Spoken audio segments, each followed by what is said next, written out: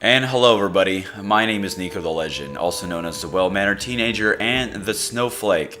And today we have another pressing issue discussing the development of Dragon Age 4. As y'all know, Dragon Age has been in development once again. It is starting from scratch, no longer using the assets they used from the Dragon Age Inquisition build, with the tool sets they used from the Frostbite engine and everything they built up from the ground up. They're no longer using that. Now they are using Anthem tool sets and building from that system. And this article basically describes the past and present of Dragon Age 4, going from the beginning of its inception and then talking about how it got canceled with the original build and how it talks about the new build, and kind of gives you an idea of where they are now with the mindsets of the workers and how far game development really is going. And I just want to say I appreciate you guys watching the previous video talking about Anthem. It's about a 50-minute video. There's so much to talk about in that video and so much to say. I really hope you guys check out that. The links will be down below. Anyway, let's check this out and see where it takes us. In December 2018, developer BioWare teased the next Dragon Age game, hinting at a mysterious future for the popular fantasy series, one that's enticing but seems very far away. Why, more than 4 years after Dragon Age Inquisition, is Dragon Age 4 still so early in development? The answer is complicated and reflective of BioWare's turbulence over the past decade. Last week, we published a lengthy investigation into how Anthem, the new loot shooter from the beloved game studio, went so awry. While reporting on this story, and then in the days that followed, I learned a lot more about the current state of Dragon Age, one of BioWare's two tentpole franchises, along with Mass Effect, which was put on ice in 2017 following the disappointing Mass Effect Andromeda, but has since been warmed back up. I heard more about the first version of Dragon Age 4, which was rebooted in October of 2017, and the current version, which is now in development at BioWare's office in Edmonton, Alberta, Canada. The story behind this reboot isn't just a story of a game going through multiple iterations, as many games do. The Dragon Age 4 overhaul was a sign of BioWare's troubles and how the company has struggled in recent years to work on multiple projects at the same time. It was indicative of the tension between EA's financial goals and what BioWare fans love about the studio's games. It led to the departure of several key staff, including veteran Dragon Age creative director Mike Laidlaw, and it led to today's Dragon Age 4. Whose developers hope to carefully straddle the line between storytelling and the live service that EA has pushed so hard over the past few years. Perhaps the saddest thing about Dragon Age 4's cancellation in 2017 for members of the Dragon Age team was that this time they thought they were getting it right. This time they had a set of established tools, they had a feasible scope, they had ideas that excited the whole team, and they had leaders who said they were committed to avoiding the mistakes they had made on Dragon Age Inquisition. But Anthem was on fire and BioWare needed everyone to grab a hose. In the fall of 2014, BioWare released Dragon Age Inquisition, the studio's first modern open-world game, the first role-playing game to be made on EA's Frostbite engine. It was a critical success, selling well for BioWare standards and winning Game of the Year at 2014 Game Awards. It was also a catastrophic production, by all accounts one that was documented in the book Blood, Sweat, and Pixels. The short version, Dragon Age Inquisition, was hampered by a host of problems, including the challenges of shipping on 5 platforms at once, the addition of a multiplayer mode to Dragon Age for the first time, and the technical difficulties of Frostbite. Too many people were assigned to work on the game when it first started development, forcing the leadership team to spread themselves thin and make fast, questionable decisions in the interest of ensuring that everyone had work to do. Most notably, Inquisition was the product of the BioWare magic documented in our Anthem investigation. Much of the design and story was finalized during the final year of development, leading to stress and crunch throughout 2014, as the Inquisition team scrambled to finish the game. One of the biggest problems was that the chilly reception to Dragon Age 2, a narrow, often repetitive game made in just 14 months, left the developers feeling skittish and insecure. As creative director Mike Laidlaw told me in an interview for the book a few years ago, this insecurity led him and his fellow directors to second-guess a lot of their decisions. "You're following a negative experience," he said. "You're not quite sure where and how to get it back. And on top of that, you're introducing all this new gameplay that leads to an inherent insecurity." By the time Inquisition finally launched in November of 2014, everyone was burnt out.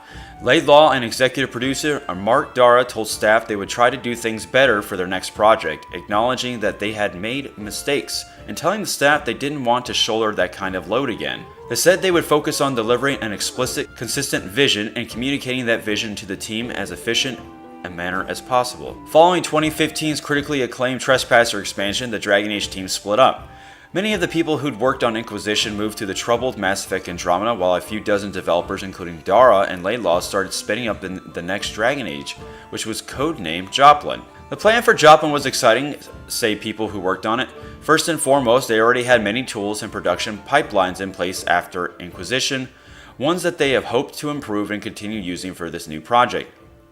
They committed to prototyping ideas early and often, testing as quickly as possible rather than waiting until everything was on fire, as they had done the last time thanks to the glut of people and Frostbite's difficulties. Everyone in project leadership agreed that we couldn't do that again and worked to avoid the kind of things that led to problems, said one person who worked on the project, explaining that some of the big changes included laying down a clear vision as early as possible, maintaining regular onboard documents and procedures to new team members could get up to speed fast, and a decision-making mentality where we acknowledged that making the second best choice was far, far better than not deciding and letting ambiguity stick around while people waited for a decision. Another former BioWare developer who worked on Joplin called it some of the best work experiences they have ever had. We were working towards something very cool, a hugely reactive game, smaller in scope than Dragon Age Inquisition, but much larger in player choice, followers, reactivity, and depth, they said.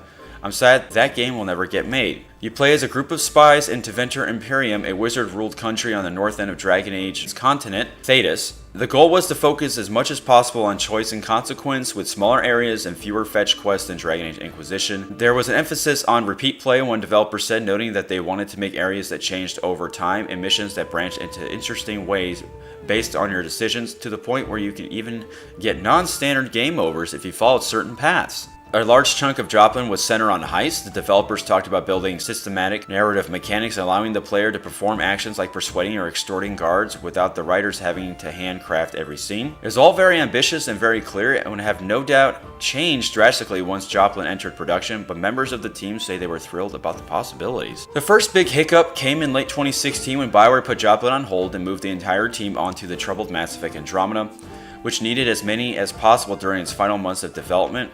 Those people who worked on the game for 3 or 4 months are noted in the game's credits as the Dragon Age finaling team. Once Andromeda shipped in March 2017, it was back to Dragon Age for this team, even as some of them started to sense that Anthem was going to be the next project to turn in an all-hands-on-deck disaster. The Joplin team expanded with people who were rolling off Andromeda and kept working, prototyping, and designing the game. After spending months of their lives helping finish a Mass Effect that didn't excite a ton of people, it was nice to return to Dragon Age. One thing that was discussed much on Joplin was multiplayer, according to a few people who worked on the project, which is perhaps why the project couldn't last. While BioWare's publisher and parent company EA tends to give its studios a fair amount of autonomy, there's still mandates to follow. By 2017, EA had not been secret about its desire to make all of its major projects into games as a service, best defined as games that can be played and monetized for months and years after their release. Traditional Dragon Age games did not fit into that category. Inquisition had a multiplayer mode, but was something like that really going to bring in the long-term revenue that EA wanted from expensive productions like Dragon Age 4? While reporting on Anthem, I kept hearing one interesting sentiment from current and former BioWare staff. They felt like the weirdos in EA's portfolio,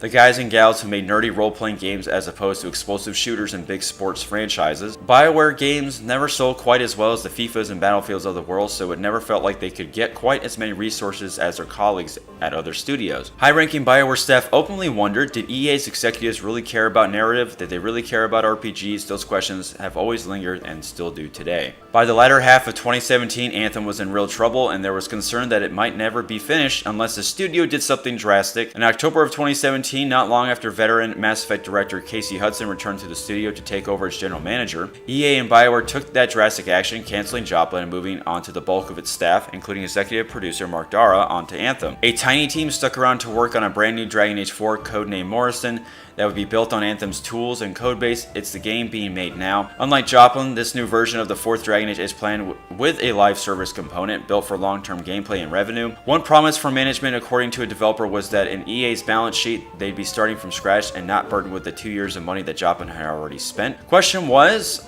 how many of those ideas and prototypes would they use? It's not clear how much of Joplin's vision will shape Morrison, At least some of it will, says one person on the game, but shortly after the reboot, creative director Mike Laidlaw left, as did some other veteran Dragon Age staff. Matt Goldman, art director on Dragon Age Inquisition, and then Joplin took over as creative director from Morrison, while Dara remained executive producer on both that project and Anthem.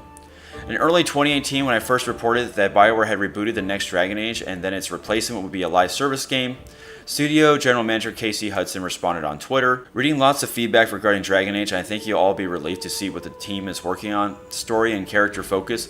Too early to talk details, but when we talk about live, it just means designing a game for continued storytelling after the main story. At the Game Awards in December 2018, BioWare teased Morrison with a vague trailer hinting at the return of the enigmatic villain Solus and promising in a blog post that the team's full of vets. We've gathered our strongest team yet and are venturing forth on the most epic quest ever, wrote Goldman. So what does that all mean exactly? How much of a multiplayer focus will Dragon Age 4 have? Is it online? Why? Is it online only? We're not sure about all the details, and in fact they're still likely being decided as the game is still very early in development and could evolve based on the negative reception to Anthem.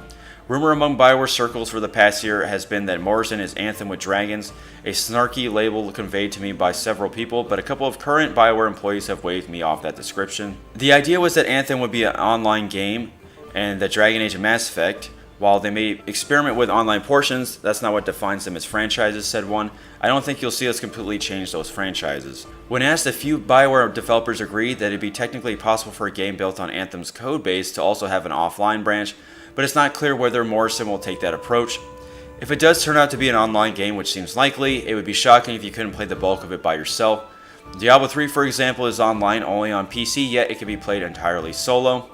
One person close to the game told me this week that Morrison's critical path, or main story, would be designed for single player and that the goal of the multiplayer elements would be to keep people engaged, so they would actually stick with post-launch content. Single-player downloadable content like Dragon Age Inquisition's Trespasser, while often excellent, typically sells only a fraction of the main game, according to developers from BioWare and elsewhere across the industry. Yet this wouldn't be a live service game if it was a repeat of Dragon Age Inquisition, which compartmentalized its single and multiplayer modes. Fans in the past have grown outraged at the idea of BioWare putting a lot of emphasis on multiplayer gaming, but there are ways in which a service-heavy Dragon Age 4 could be ambitious and impressive. For example, some ideas I've heard floated for Morrison's multiplayer include companions that can be controlled by multiple players via drop-in, drop-out co-op, similar to old-school BioWare RPGs like Baldur's Gate, and quests that could be changed based not just on one player's decisions, but on the choices of players across the globe. Maybe in 2 or 3 years, Morrison will look completely different. It's not like Dragon Age hasn't changed drastically in the past. In The Office, BioWare developers often refer to Mark Darrow's Dragon Age team as a pirate ship, one that will eventually wind up at its destination, but not before meandering from port to port, drinking as much rum as possible along the way. His is a team that in the past has iterated and changed direction constantly, something that they hope to cut down for Joplin, but has always been part of their DNA. And it should be noted, heavy iteration is common in all game development. One BioWare employee summed it up well as we talked about the future of BioWare's fantasy franchise. Keep in mind, they said Dragon Age games shift more than other games. Said another current BioWare employee about Morrison, they have a lot of unanswered questions, plus I know it's going to change like 5 times in the next 2 years. There are other questions remaining too.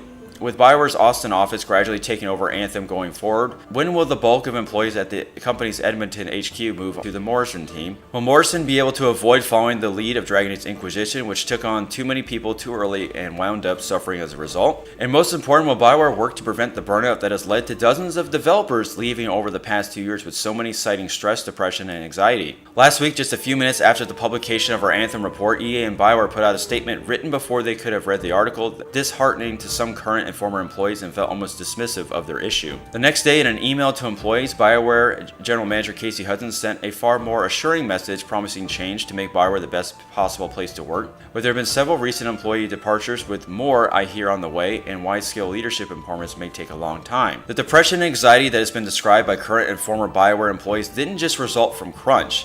It came from people who felt stressed and exhausted, who felt like they couldn't voice their opinions, who felt like their goals posts were constantly moving, who felt like they'd been targeted for speaking out. These were issues of management and leadership, not just scheduling. In order to protect the identities of employees who spoke to us for the Anthem article, we weren't able to share some of the saddest, more devastating anecdotes we heard during reporting, but they painted an ugly picture. We've also heard questions and stories from other developers who face the same sort of issues at other big video game studios, who noted that the idea of BioWare magic is common across the industry, not just specific to BioWare.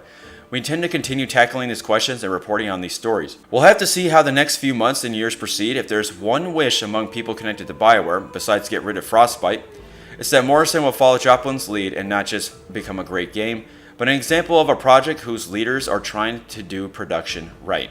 Well, folks, there you have it. That is the basic current standing of Dragon Age 4. I hope you did enjoy. A lot of disheartening things, I'm sure, that you must have read or heard.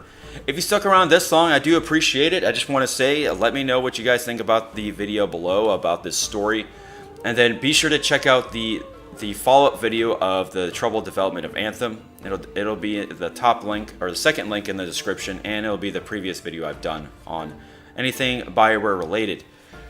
And once again, folks, at least the game is still being developed. It's not going to be canceled, although it sucks that it has to be developed again. But you know what? Sometimes that's just how it goes. It's happening with the Metroid Prime 4 game as well. It had to restart development, and it's under a current development studio. Things like that happen. I hope EA is careful with what it does to push the RPG genre. I hope they do care somewhat. I mean, they have to care somewhat, right? If they were working on Ultima for the longest time, even though they shut down that studio eventually. But, you know, all in all, they do appreciate RPGs, whether we believe it or not. I think they just don't know exactly what they want, and it's all about the money, right? The FIFA franchise, the sporting franchise. So once you take that away, what do you have left of EA, right? So they got to be careful. Maybe they just know they need to have a backup plan. Since Anthem was such a falling out of a game, it was just terrible for BioWare. Also, hopefully that the new Star Wars Jedi Fallen Order game finally lets EA know that it's not just based around multiplayer-only components to make a game good. Because it's been confirmed by Respawn that that game, which we will see footage later today, as in April 13th, probably this video is going to be out a little bit later. But check it out, because it's been confirmed that that game is single-player only, people. Single-player only, which is really great and fantastic. No multiplayer components at all, and no microtransactions, which is great. So I will end the video on that. Take care, folks. I've been your host, NikoTheLegend. Goodbye.